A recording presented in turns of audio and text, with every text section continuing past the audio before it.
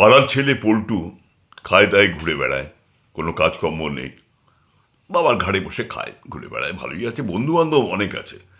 বিয়ের সিজন এসছে, ডিসেম্বর মাস, ডিসেম্বর মাসে তো বিয়ে হয়। তো বন্ধু বান্ধবরা ঠিক করলো যে পল্টুর তো বয়স হয়ে যাচ্ছে, যেভাবেই হোক পল্টুকে বিয়েতে রাজি করাতে হবে।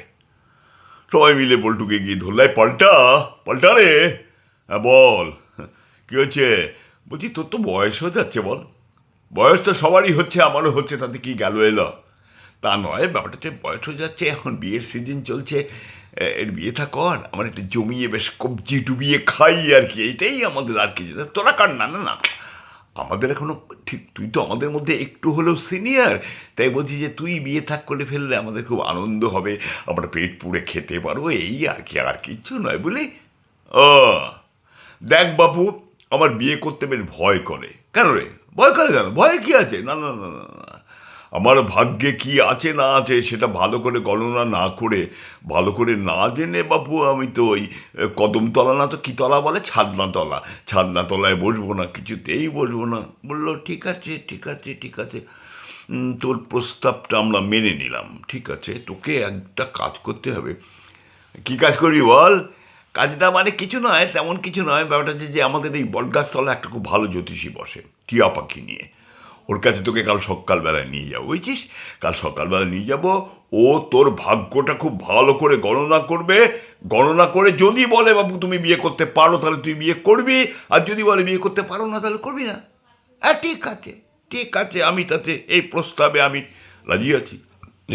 রাজি আছিস তো? বলে, হ্যাঁ রাজি আছি। তো পরদিন সকালবেলা যথারীতি ওরা সবাই মিলে, বন্ধুরা মিলে পলটাকে নিয়ে ওই জ্যোতিষী বাবার কাছে গিয়ে হাজির হলো। জ্যোতিষী বাবা একসঙ্গে অনেকগুলো লোক দেখে তো খুব খুশি হলো, আজকে তো আমার রোজগারটা বেশ ভালোই হবে মনে হচ্ছে। তো সবাই মিলে গিয়ে বলো, দেখুন এ আমাদের বন্ধু। বলো আচ্ছা আচ্ছা আচ্ছা, বিয়ে করতে চাইছে না। বলো আচ্ছা আচ্ছা আচ্ছা, আপনি একটু ভালো করে গণনা করে বলুন দেখিনি, বিয়ে করবে কি করবে না। বলে এসো এসো বাবা, এসো আমার কাছে এসো, দেখি তোমার হাতটা দেখি, হাতটা দেখি, হাতটা দেখি, বাবা বাবা বাবা, খুব ভালো হাত, সুন্দর হাত, দেখি তোমার কপালটা দেখি, কপালটা কপালটা, বাবা বাবা কি ভালো কপাল, তুমি বিয়ে করতেই পারো, বিয়ে করতেই পারো। করতে পারি? হ্যাঁ করতেই পারো। মানে কি হবে তাহলে, শোনো, বিয়ে করলে তোমার ওই প্রথম 1.5-2 বছর খুব কষ্ট হবে, বুঝেছো, খুব কষ্ট হবে। তার মানে তাই 1.5-2 বছর খুব কষ্ট হবে, তারপর তারপর ঠিক হয়ে যাবে, সহ্য হয়ে যাবে, অভ্যাস হয়ে যাবে। কীরকম কষ্ট হবে?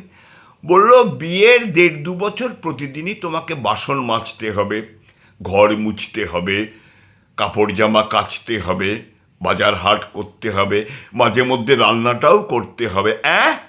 নয়, হ্যাঁ। ও, তো 1.5-2 বছর পরে, 1.5-2 বছর পরে আর তোমার কষ্ট হবে না, তার কারণ ব্যাপারটা তোমার অভ্যাসে দাঁড়িয়ে যাবে, আর কষ্ট হবে না, তুমি বিয়েটা করে ফেলো, বিয়েটা করে ফেলো। আর বিয়েতে বাপু, হ্যাঁ হ্যাঁ হ্যাঁ হ্যাঁ বলুন, আমাকেও কিন্তু নেমন্তন্ন করতে ভুলো না, কেমন? কেমন?